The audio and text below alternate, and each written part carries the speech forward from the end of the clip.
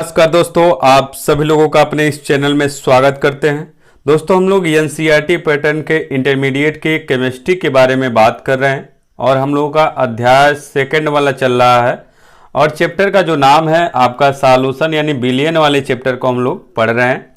और आज के इस वीडियो में हम लोग पढ़ेंगे क्वथनांक में उन्नयन, यानी ये दूसरा आपका प्रकार है। आप अणुसंख्यक गुणधर्म आप पढ़े थे, उसमें आपके 4 प्रकार आपको बताया गया था, तो उस 4 प्रकार का ये दूसरा वाला प्रकार है क्वथनांक में उन्नयन। पहला वाला प्रकार यानी वाष्प दाब में आपेक्षिक अवनमन आप पिछले वीडियो में पढ़े हैं और उससे संबंधित आपके जो क्वेश्चन पूछे जाते हैं उन क्वेश्चन को भी आप हल किए हुए हैं।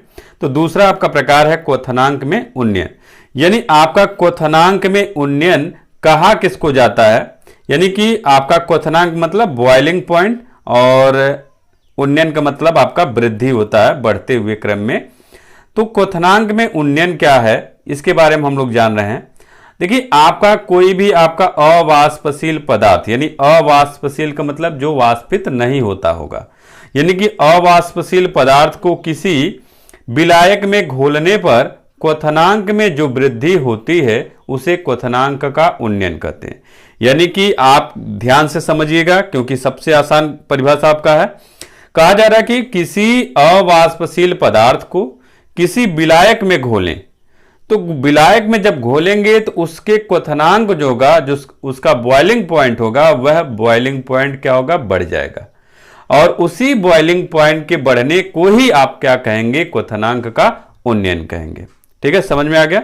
यानी कि एक बार फिर से क्या कहेंगे, किसी अवाष्पशील पदार्थ को किसी विलायक में घोलने पर क्वथनांक में जो वृद्धि होती है उसे क्वथनांक का उन्नयन कहते हैं। आप ध्यान से मन लगा के 1 से 2 बार इस परिभाषा को आप बोलिए, आपको याद हो जाएगा। क्या है, किसी अवाष्पशील पदार्थ को किसी विलायक में घोलने पर क्वथनांक में जो वृद्धि होती है उसे क्वथनांक का उन्नयन कहते हैं। इस वृद्धि को हम लोग किससे प्रदर्शित करते हैं, डेल टी बी से आप प्रदर्शित करते हैं। ठीक है, अब देखिए, इस पे आधारित आपके क्वेश्चन आपके एग्जाम में जरूर पूछे जाते हैं, तो इसको आप अच्छे से समझिएगा। कहा जा रहा है यदि आपका शुद्ध विलायक का जो क्वथनांक है उसको TB0 कहा जाए, शुद्ध विलायक है और विलायक को आप 0 से दिखाएंगे, यहां पे शुद्ध कहा जा रहा है तो 0 TB0 और बिलियन का जो क्वथनांक है TB हो, तो आपका क्या हो जाएगा, क्वथनांक का जो उन्नयन है यानी डेल TB है उसका मान क्या हो जाएगा, TB माइनस TB0 हो जाएगा। तो ये इस तरह से यदि आपका क्वथनांक का उन्नयन यदि आपका पूछे और आपका शुद्ध विलायक का क्वथनांक और विलयन का क्वथनांक दिया हुआ है तो आप इस फार्मूले की सहायता से आप निकाल सकते हैं।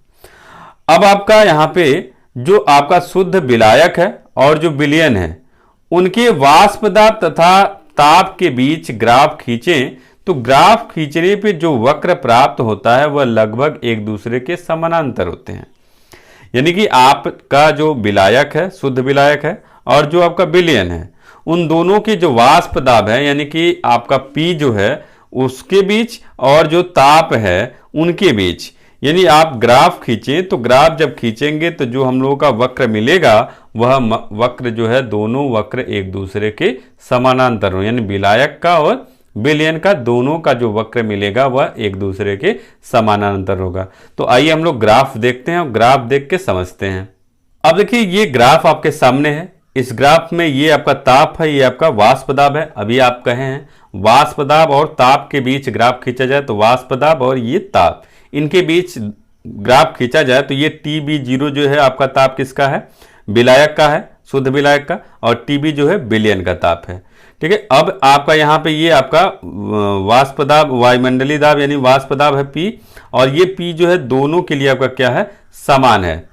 तो यहाँ पे देखिए दोनों के बीच का जो अंतर है यही आपका क्या है, डेल TB है। और यहाँ पे आपका देखिए ग्राफ आपका ऐसे आपका आ रहा है, ऐसे आपका आ रहा है, तो ये दोनों देखिए एक दूसरे के एक ही जैसे दिख रहे हैं, यानी कि समांतर वाली जो लाइन होती है, समांतर की परिभाषा होता है उसी तरह से आपका यहाँ पे दिख रहा है।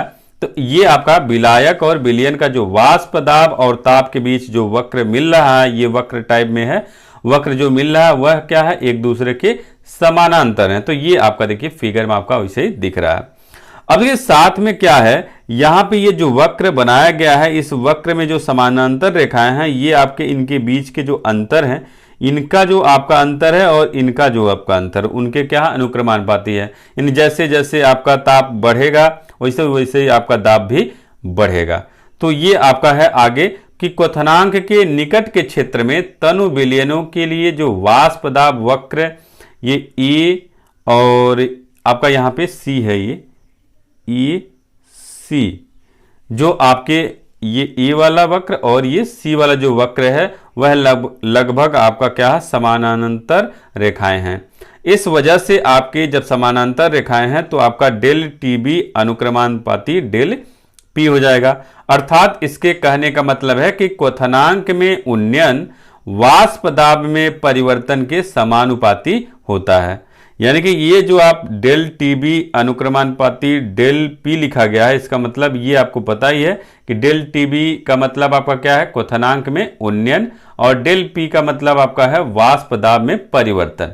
तो ये आपका क्वथनांक में जो उन्नयन है वाष्प दाब के परिवर्तन के अनुक्रमानुपाती बोलिए या समानुपाती बोलिए, ये चीज आपका हो गया आपका।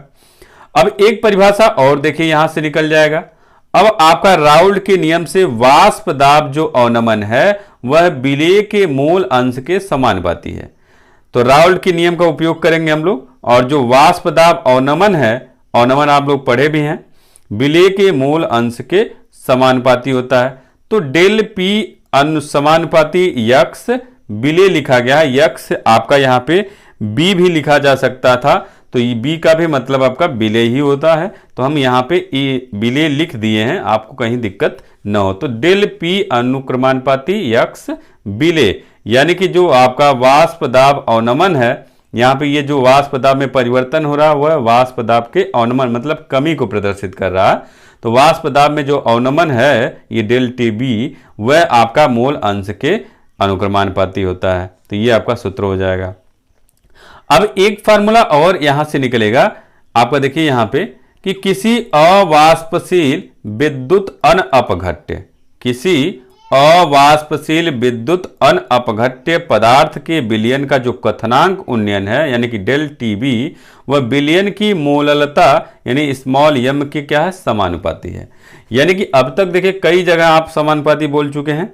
तो आपका वही कोई आपका अवाष्पशील विद्युत अनअपघट्य पदार्थ है तो उसके विलयन का जो क्वथनांक उन्नयन होगा वह विलयन की मोललता के समानुपाती यानी अनुक्रमानुपाती होगा। तो डेल टीबी अनुक्रमानुपाती मोललता, और इसको हम लोग स्मॉल एम से प्रदर्शित करते हैं मोललता को। ठीक है, आप पहले भी पढ़े हैं मोललता के बारे में। अब आपका यहाँ पे ये अनुक्रमानुपाती वाले चिन्ह को यदि हम हटाते हैं तो हम लोगों का कोई ना कोई कांस्टेंट टर्म लगता है, और वह कांस्टेंट टर्म आपका क्या करता है, इस अनुक्रमानुपाती वाले चिन्ह को हटा के बराबर करता है। तो अब हम लोग अनुक्रमानुपाती वाले चिन्ह को हटाएंगे। तो जब हम लोग का अनुक्रमानुपाती चिन्ह हटेगा तो डेल टी बी बराबर यहाँ पे के बी गुणे आपका मोललता यानी कि स्मॉल एम हो जाएगा। और जहां पे के बी क्या है, आपका विलायक का मोलल उन्नयन स्थिरांक है, यानी जो विलायक है उस विलायक का मोलल उन्नयन स्थिरांक है। आपका जब सवाल पूछा जाएगा तो आपके क्वेश्चन में आपको दिया जाएगा कि के बी बराबर क्या चीज है आपका, तो विलायक का मोलल उन्नयन स्थिरांक ऐसे लिखा जाएगा। तो उसका मतलब आप समझ जाइएगा के बी दिया है। और के बी का जो मात्रक होता है ये केल्विन किलोग्राम प्रति मोल होता है। और मान लीजिए कहीं बाई चांस आपसे क्वेश्चन पूछे तो आपका केल्विन किलोग्राम प्रति मोल, या आपका के बी बराबर आपका कुछ जो मान दिया जाएगा वह मान ऐसे यूनिट लिखा जाएगा, तो आप समझ जाइएगा के बी का मान है। तो आपका जो ये मोललता है, इस मोललता का सूत्र यदि हम इसमें रख दें तो हम लोग का नया फार्मूला बन जाएगा डेल टी बी बराबर के बी, ये तो है ही है। मोललता का सूत्र हो जाएगा डब्ल्यू बी गुणे 1000 बटे एम बी गुणे डब्ल्यू ए, यानी डब्ल्यू बी का मतलब ये विलेय का भार है, और ये एम बी जो है विलेय का अणुभार है, और डब्ल्यू ए जो है विलायक का भार है आपका। तो जहां आपका डब्ल्यू ए विलायक का भार, डब्ल्यू बी आपका क्या है विलेय का भार, और एम बी जो है विलेय का अणुभार है। और इसी फार्मूले की सहायता से आपको क्वेश्चन जो है सॉल्व करना होगा। तो अगले वीडियो में जब हम आपको बताएंगे तो आपके इससे संबंधित क्वेश्चन के बारे में बताएंगे, तो आपको इन्हीं की सहायता से, जो आपका ये फार्मूला है, इन फार्मूले की सहायता से क्वेश्चन को हल करना होगा।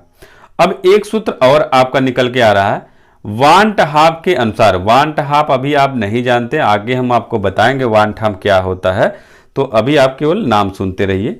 तो वांट हाफ के अनुसार जो के बी को विलायक के वाष्पन की गुप्त उष्मा से निम्न प्रकार से संबंधित किया जा सकता है। यानी जो के बी है, उस के बी को हम लोग, जो विलायक है, उस विलायक के वाष्पन की जो गुप्त उष्मा होती है उससे हम जोड़ेंगे। और जोड़ेंगे तो फार्मूला आपका क्या बनेगा, देखिए आपका के बी बराबर आपका हो जाएगा यम ए। यम ए का मतलब विलायक का अणुभार, ठीक है। आर का मतलब गैस स्थिरांक, और del T B zero square आपका यहां होगा बटे डेल एच वाष्पन गुणे 1000। ये आपका क्या होगा, सूत्र हो जाएगा केबी का, और आपका डेल एच वाष्पन, ये आपका विलायक का वाष्पन की गुप्त उष्मा है, तो इसके बीच आपका संबंध यदि निकालते हैं तो ये आपका सूत्र बनेगा। अब इसमें आपका देखिए जहां पे यम ए क्या है, यम ए हम लोगों का विलायक का अणुभार है, आपको पहले से ही बताया है। ए लिखा है तो ए का मतलब विलायक, और यम का मतलब अणुभार होता है। बी लिखा होता तो विलेय का हो जाता।